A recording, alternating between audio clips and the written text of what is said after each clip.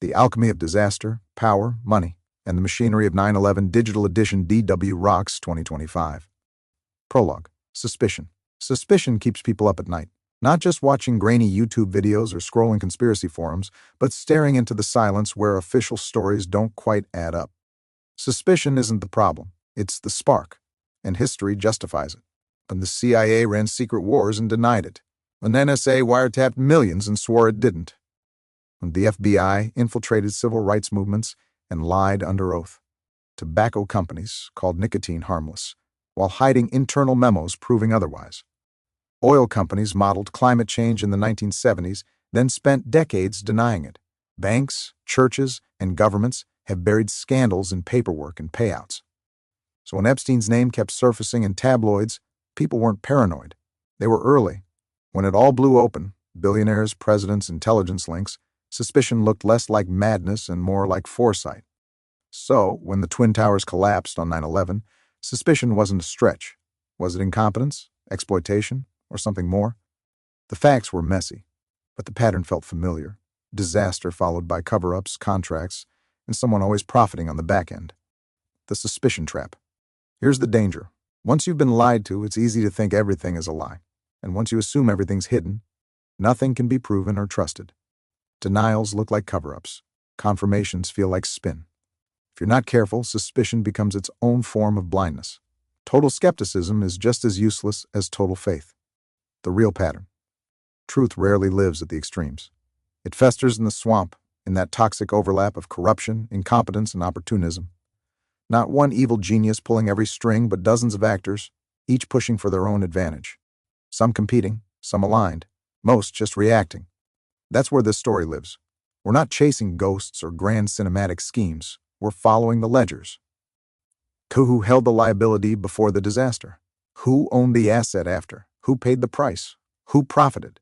Because the real story of 9/11 isn't just in the fire or the smoke. It's in the contracts, the payouts, and the subsidies.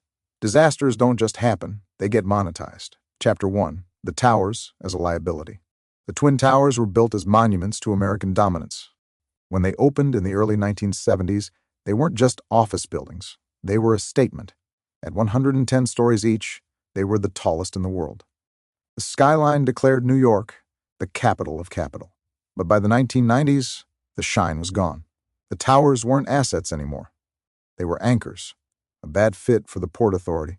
The Port Authority of New York and New Jersey had built the towers and owned them, but the Port Authority wasn't in the real estate business. Its job was infrastructure. Bridges, tunnels, ports, airports. The towers were a political side project, a 1960s urban renewal fantasy pushed by David and Nelson Rockefeller. For decades, the Port Authority propped up its own towers by becoming its own biggest tenant. By the late 90s, that no longer worked. Vacancy rates climbed. Operating costs ballooned. Tenants complained, slow elevators, outdated wiring, awkward floor layouts. And then came the biggest threat of all, asbestos. The asbestos time bomb.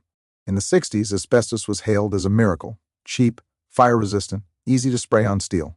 By the 80s, it was a legal and financial disaster, proven to cause cancer, subject to strict regulations. New York banned asbestos spraying halfway through construction. The North Tower was already coated. The South Tower barely had any. Full removal wasn't required unless major renovations happened, but every system in the building was due for overhaul. By the late 90s, engineers estimated asbestos removal could cost more than the towers were worth. So the Port Authority stalled. Patchwork fixes, deferred renovations, cross fingers. On paper, the towers were still assets. In reality, they were ticking financial time bombs. Political pressure builds. This wasn't just about bad spreadsheets. It became a political mess. Governors George Pataki, NY, and Christine Todd Whitman, NJ, slammed the Port Authority. Why was a transit agency losing money running decrepit office space? The message was clear: get out. By 2000, the Port Authority made a move. They wouldn't sell the towers. They'd lease them out for 99 years. They'd keep the land, collect upfront value, and let someone else deal with the headaches. It was the classic take the money and run strategy. Enter Larry Silverstein. Larry Silverstein had his eyes on the World Trade Center for years. He already owned 7WTC, a 47-story building just north of the plaza. In July 2001, he landed the prize, a 99-year lease on Towers 1, 2, 4, and 5 for $3.22 billion. But here's the catch. Most of that wasn't his money. Only $616 million came in as equity from Silverstein Properties, Westfield America, which wanted the mall, and GMAC. The rest, about $2.6 billion, was borrowed through mortgage bonds. Silverstein's personal exposure? Around $14 million, and of that, only $600,000 was his own cash. He wasn't betting the farm. He was barely betting a shed. The rent roll was weak. The towers were riddled with asbestos. And Silverstein owed $120 million a year in ground rent to the Port Authority. It looked like a terrible deal, unless you looked at it from a different angle. The real plan: Silverstein wasn't buying old towers. He was buying control over what came next. The lease gave him a hint full liability for the buildings. And most critically, insurance coverage that included terrorism and catastrophic loss. Asbestos wasn't covered. But collapse, fire, or an attack? Fully covered. He didn't need to make the towers profitable. He needed to make them replaceable. And with barely any of his own money at stake, the risk was small. But the potential upside was massive. It wasn't a plan to operate. It was a plan to rebuild. Chapter 2. The Deal with the Devil. On July 24, 2001, Larry Silverstein signed the lease, a 99-year grip on the World Trade Center complex. To most people, it looked like financial suicide. Crumbling towers, sky-high ground rent, asbestos everywhere. But that's not what Silverstein was buying. The real prize was buried in the fine print. Insurance. A rush to insure the impossible. Silverstein's team scrambled to lock in $3.50 to $4.5 billion in catastrophic coverage. The policies weren't finalized, just a stack of temporary binders with overlapping language. Messy, vague, and unfinished. But one clause was clear: terrorism was covered. That wasn't unusual. After the 1993 bombing in the basement of the North Tower, terrorism coverage became standard for high-profile Manhattan buildings. The timing, though, was stunning. Silverstein signed the lease just 7 weeks before the deadliest terror attack in U.S. history. It was a bet on disaster. And he'd just hedged it, a backwards-looking deal. On paper, it made no sense. Rent barely covered debt service. The buildings needed major upgrades. Asbestos removal would cost more than the towers were worth. No sane investor would touch it, unless they weren't planning to run the towers at all. From that angle, the math gets clearer. Unredevelopment rights meant total control of the land. Asbestos liability vanished if the buildings came down. Insurance covered terrorism, fire, and collapse, not wear and tear. Minimal personal risk meant huge upside with little downside. Silverstein had engineered an almost risk-free bet. If disaster struck, he'd be in control of a blank slate, funded by insurance money. He didn't need to predict the attack. He just needed the right paperwork. And when the towers fell on September 11th, every liability, every reason the lease looked suicidal, was gone. Chapter 3. The Collapse Ledger. On September 11, 2001, the World Trade Center became dust. Towers 1 and 2 collapsed in front of the world. Tower 7, Silverstein's own building, fell later that afternoon. By the end of the day, the entire complex was either destroyed or uninhabitable. For Larry Silverstein, it was a trigger, one attack or two. The towers were insured for around $3.5 billion. But 2 planes struck, at 2 different times. Silverstein's lawyers argued that meant 2 separate occurrences. If the court agreed, the payout would double, nearly $7.1 billion. Insurers pushed back. Some policies defined occurrence, others didn't. The binders were vague. The courtroom war began. Years of litigation. The case dragged on for 5 years. Silverstein, 2 planes, 2 crashes, 2 payouts. Insurers, 1 coordinated attack, 1 payout. Judges split the difference. Some companies, like Travelers, had to pay twice. Others, like Swiss Re, paid once. By 2007, Silverstein collected $4.55 billion. Not the full jackpot, but still billions more than baseline. The balance sheet flip. Let's break it down. And Silverstein's personal cash in, negative $14 million. Of that, negative $600,000 was truly his own money. Mortgage debt wiped out with the towers. Insurance collected, negative $4.55 billion. Asbestos problem, gone. In redevelopment rights, still his. He risked pennies. He walked away with control of a multi-billion-dollar development site, cleared by tragedy and funded by insurance. It was the most profitable real estate disaster in history. The seed money for a new empire. This wasn't about a cash grab. It was about a reset. With the insurance money, Silverstein didn't just recover, he rebuilt. 7 WTC reopened in 2006.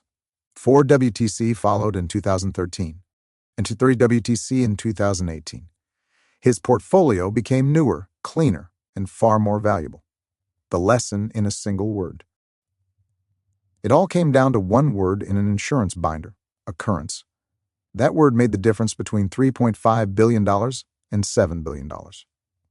For Silverstein, the collapse wasn't ruin, it was leverage.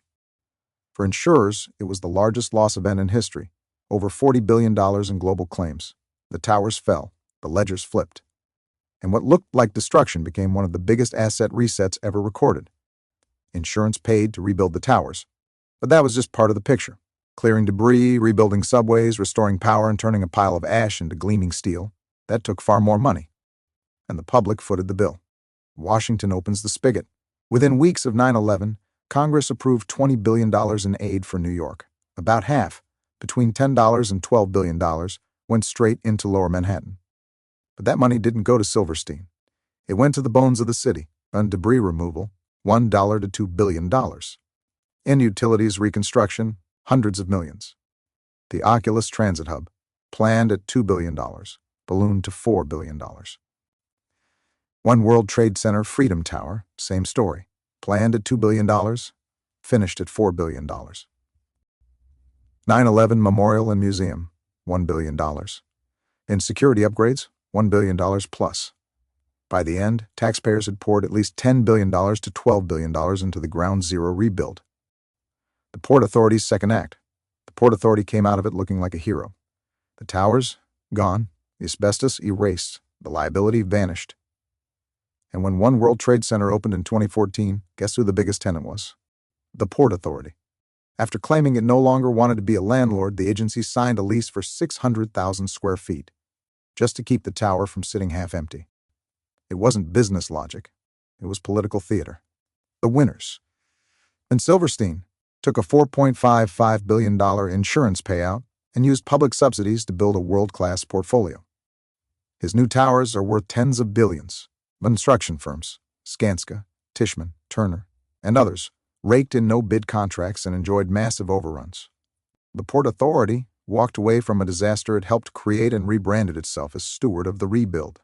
The losers, taxpayers, spent $10 to $12 billion, received no equity, got monuments and inflated construction bills, and victims' families compensated, yes, but not by those responsible.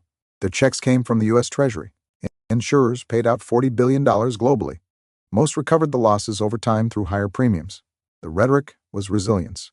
The reality was redistribution. Private losses were erased. Insurance funded redevelopment. Public dollars filled the gaps.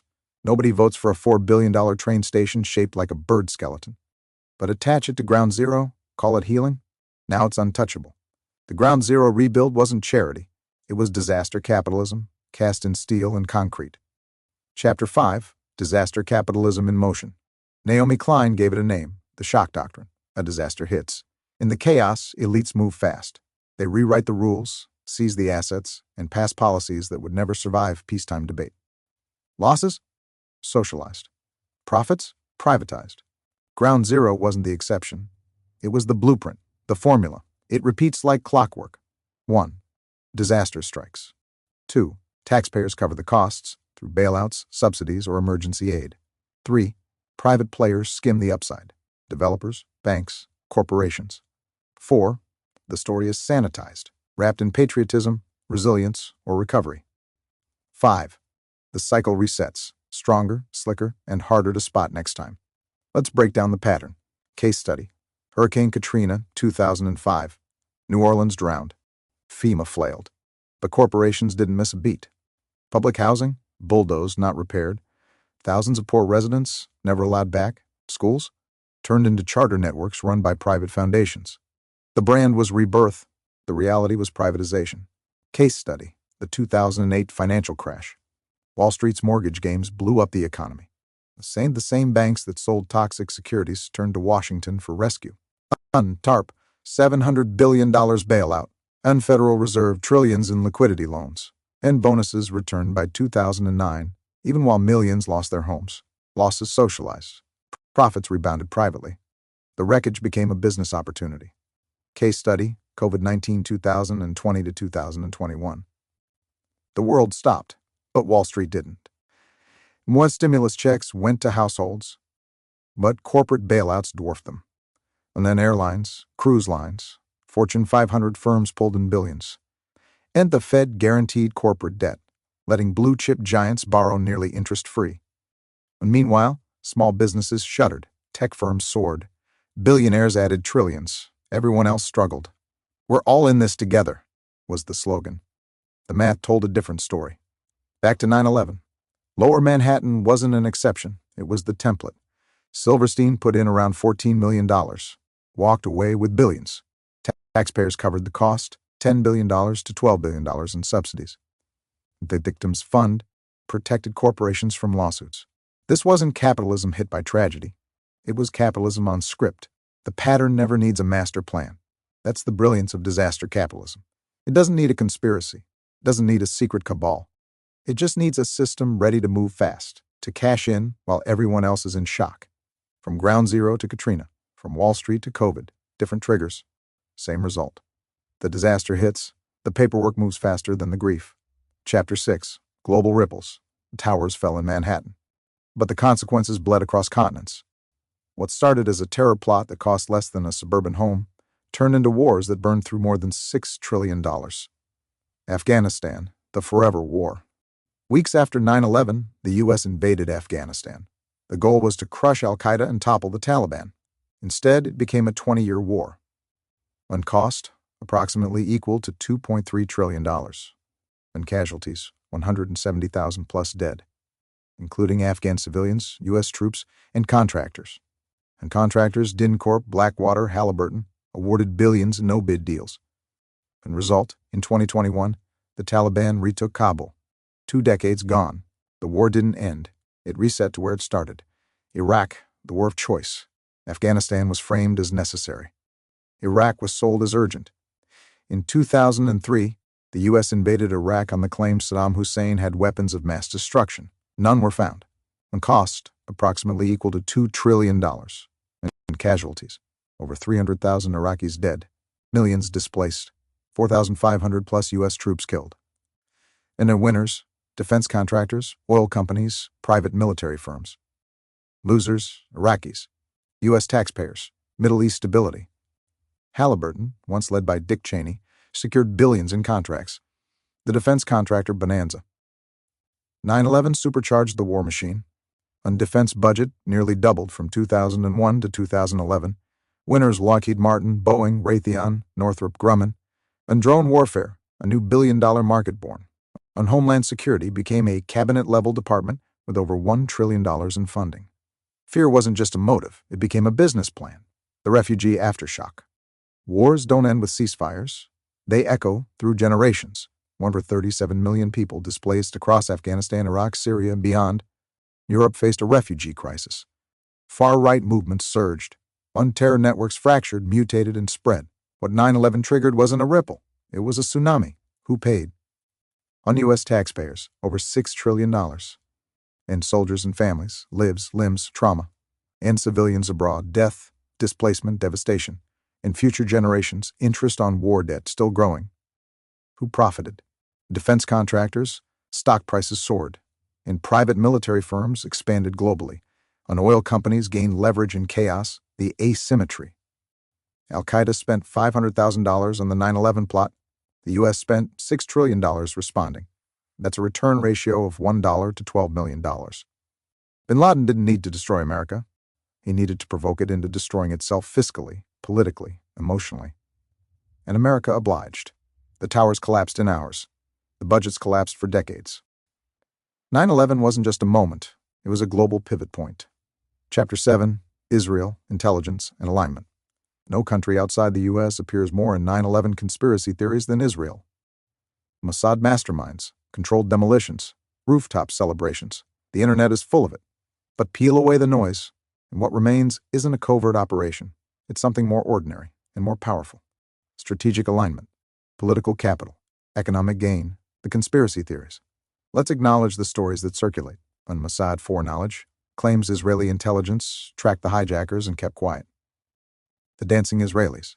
5 Israeli nationals detained after being seen filming the burning towers. Described by a witness as celebrating, deported, no charges. When controlled demolition, accusations that Israeli-connected security firms rigged the towers with explosives. These survive because they contain fragments of plausibility. The Mossad is capable. Israeli firms worked in U.S. aviation and security. An arrest did happen, but fragments aren't proof. They're just gaps filled with speculation. The truth lies elsewhere, and it's bigger than a rooftop video. Israel's real actions. Israel's post-9/11 contributions were small but visible.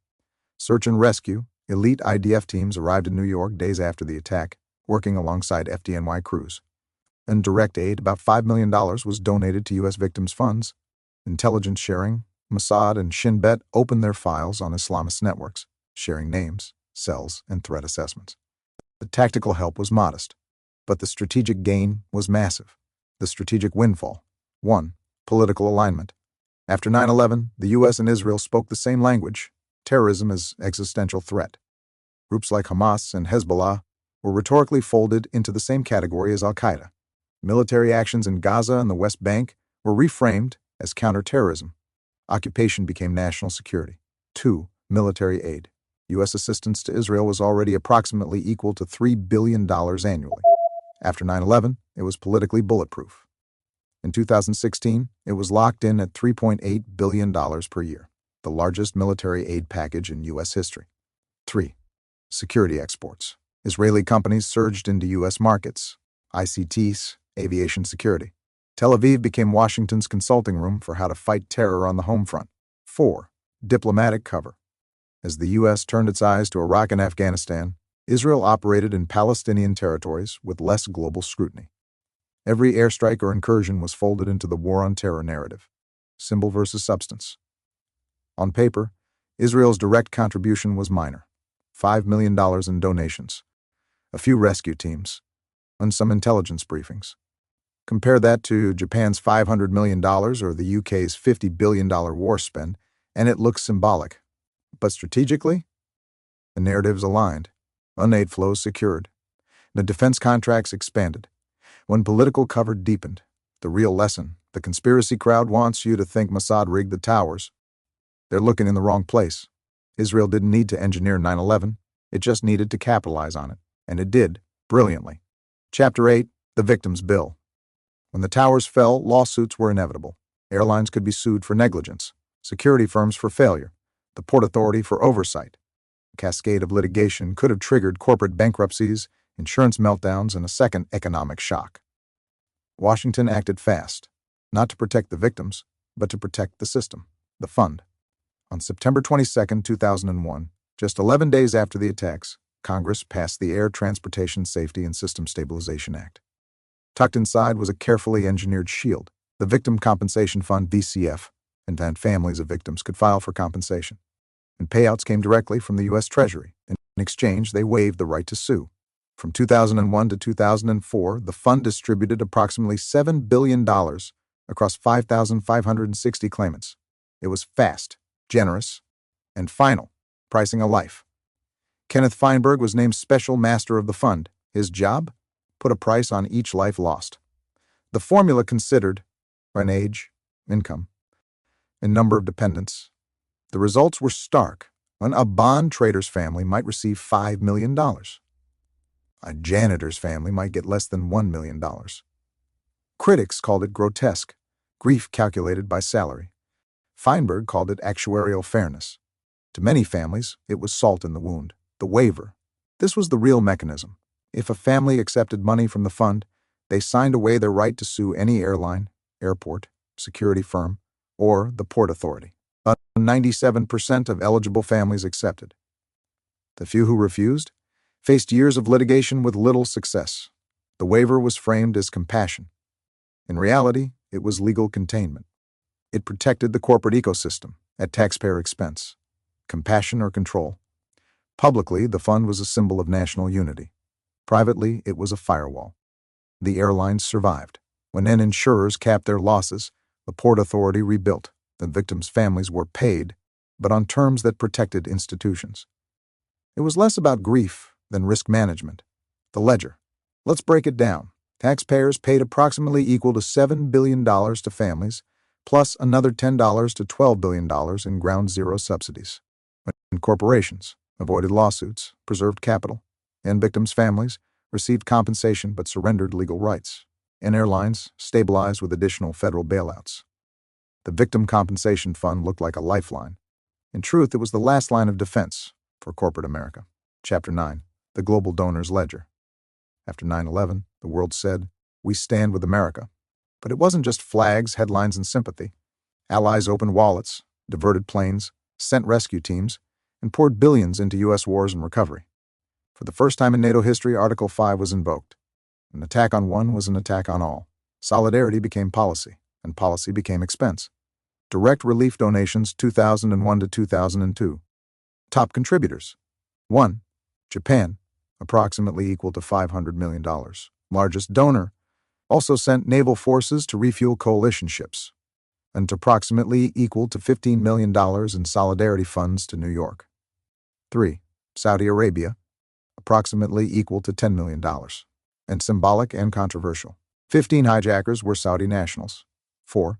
Israel, approximately equal to $5 million plus IDF rescue teams, and donated to victim funds, shared intelligence. 5. Canada, UK, Germany, others, tens of millions, private donations, when Red Cross, approximately equal to $1.1 billion. September 11th Fund, approximately equal to $534 million. And much of this came from international individuals and charities. Military and reconstruction commitments, 2001 to 2010. Military spending by country, 1. United States, $1 or $4.5 trillion. Homeland Security, wars, and long-term care. 2. United Kingdom, approximately equal to $50 billion. And major coalition partner, thousands deployed. 3. Germany, approximately equal to $20 billion. And stationed forces in northern Afghanistan. 4. Canada, approximately equal to $14 billion. Over 150 soldiers killed. 5. Japan, approximately equal to $5 billion. Naval support in the Indian Ocean. 6. European Union Collective, approximately equal to $25 billion. And NATO deployments. 7. Saudi Arabia and Gulf states, and approximately equal to $1 billion plus.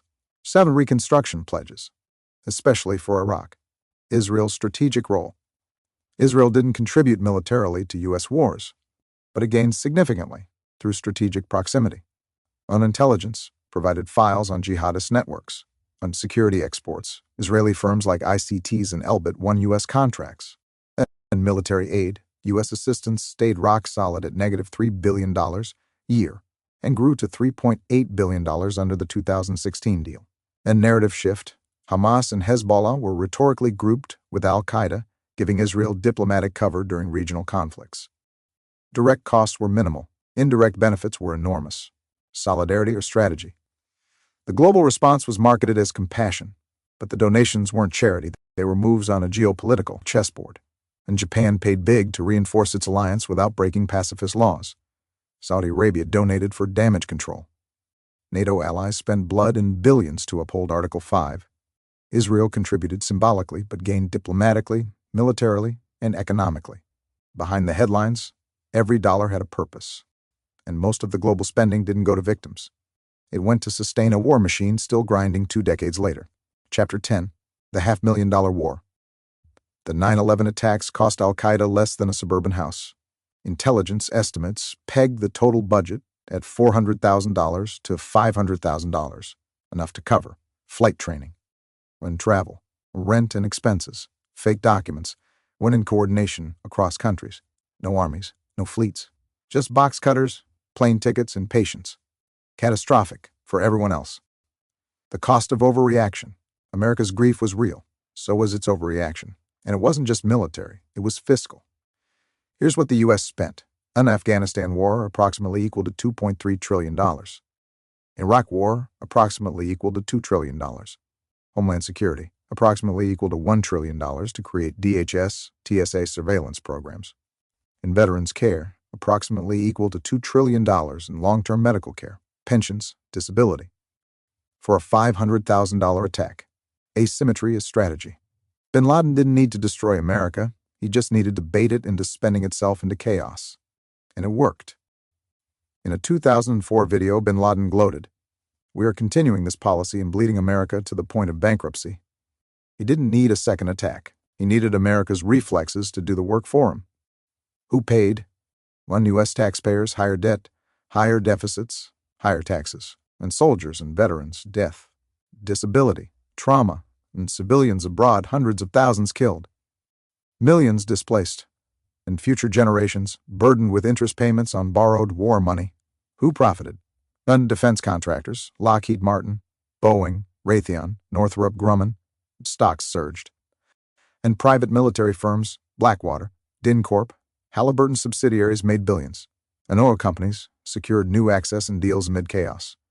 And politicians, patriotism weaponized into re-election campaigns. The war economy. 9/11 didn't just change foreign policy. It birthed a permanent war economy, and budgets never returned to pre-2001 levels. And surveillance was normalized. And Homeland Security became a sprawling empire of contractors. And fear became a revenue stream. A $500,000 terror attack led to more than $6 trillion in response spending. That's a 1 to 12 million ratio, dollar for dollar. Al-Qaeda didn't just strike the towers. They struck America's instincts. And America turned the knife inward. Chapter 11, The Machinery Unmasked. By now, the pattern is impossible to miss. 9/11 wasn't just a terror attack. It was a blueprint, a case study, a demonstration of how disaster gets monetized. The tragedy played out in fire and rubble. The real transformation happened in contracts, payouts, and legal shields. The spectacle versus the ledger. The spectacle is unforgettable. On fireballs, falling towers, with smoke over Manhattan. But the ledger tells the truth. Police Silverstein locked in a 99-year deal just weeks before the attack, and the insurance. Hastily written policies became courtroom jackpots. The subsidies.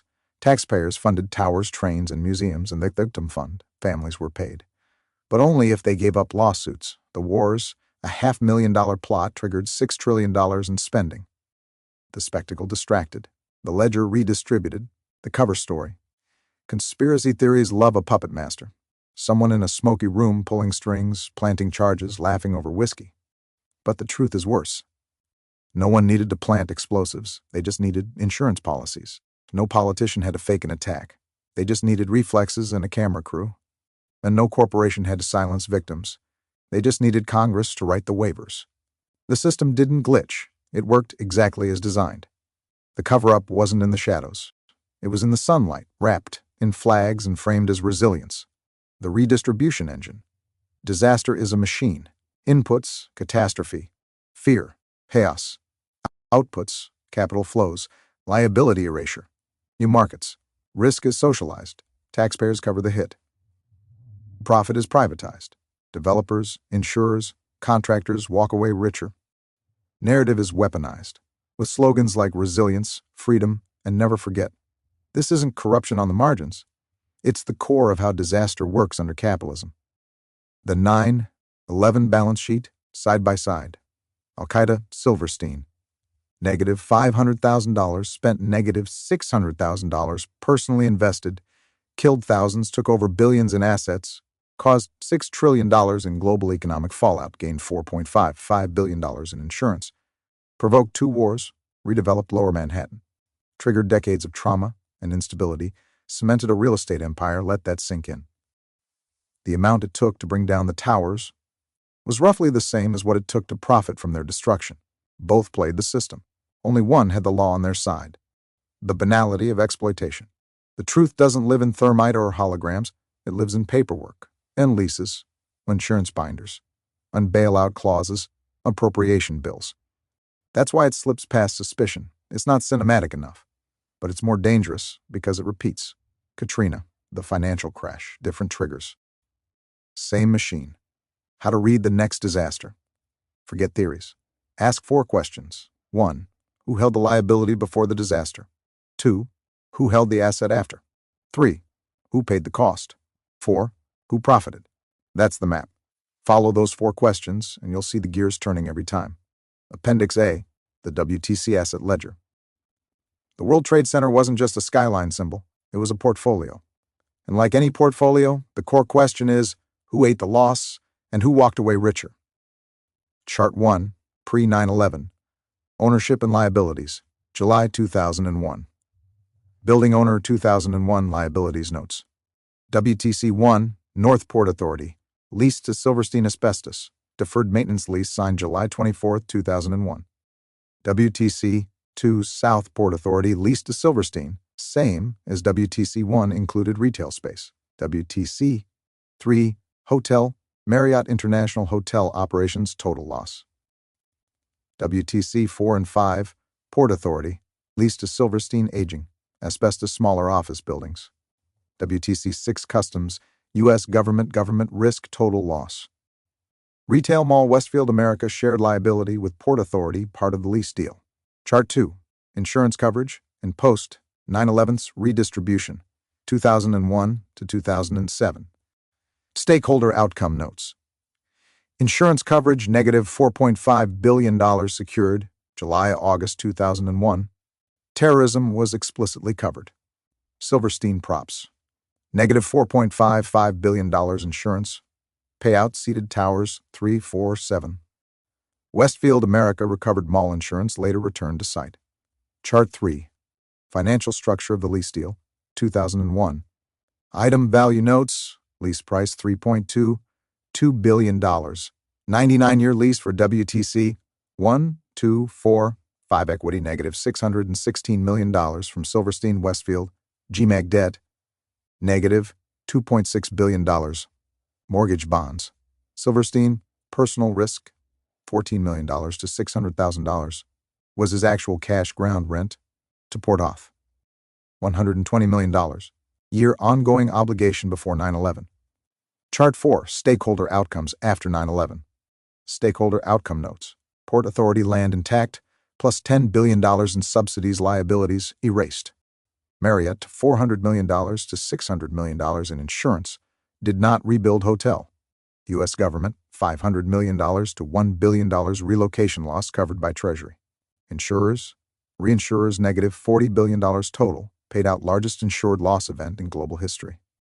Victims' families negative $7 billion via Victim Comp Fund, 97% waived right to sue. U.S. taxpayers to $17 billion to $20 billion, spent total subsidies, plus victim fund, plus infrastructure. Winners, losers. Larry Silverstein, pennies in, billions out, U.S. taxpayers, $17 billion to $20 billion, with no equity return. Port Authority, liabilities erased, rebuilt image insurers, $40 billion in payouts spread over time.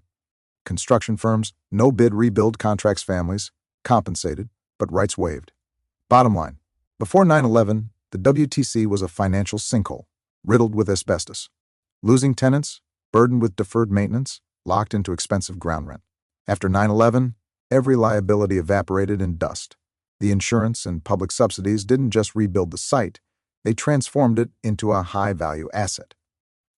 Silverstein invested around $600,000 of personal cash.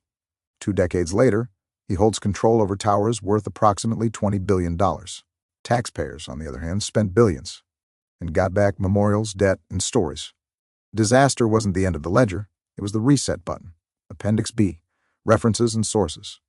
Note, this book draws on publicly available documents, financial records, news reports, government, data, and published investigations.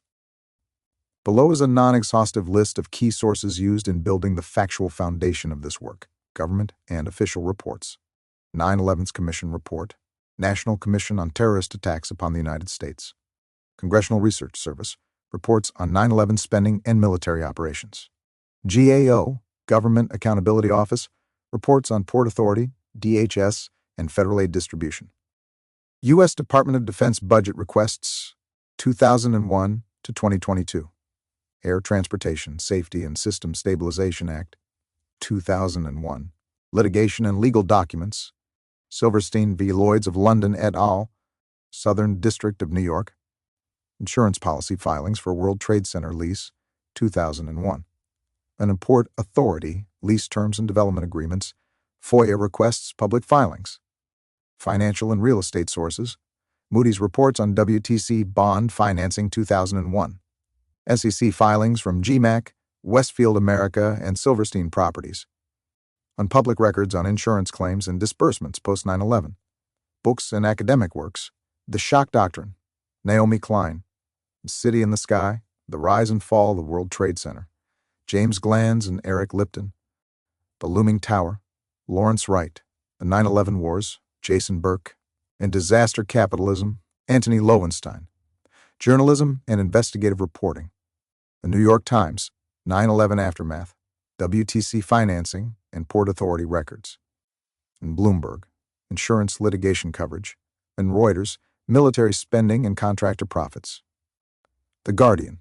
Global War on Terror Costs and Intelligence Data. ProPublica. Victim Compensation Fund Reporting. Wall Street Journal. Rebuilding Contracts and Silverstein Negotiations. NBC, CNN, and PBS Frontline. Various timelines and investigative coverage. The New Congressional Budget Office, CBO. And Brown University Costs of War Project. 9/11 Memorial and Museum Public Archives. National Archives 9/11 Document Collection. Other sources. Interviews, testimony, and FOIA requests collected by independent researchers. And public statements from Larry Silverstein and Silverstein Properties. On the publicly accessible court filings and SEC financial disclosures. This reference section is intended for transparency, accountability, and further inquiry. Where possible, readers are encouraged to cross-check data and read source material directly.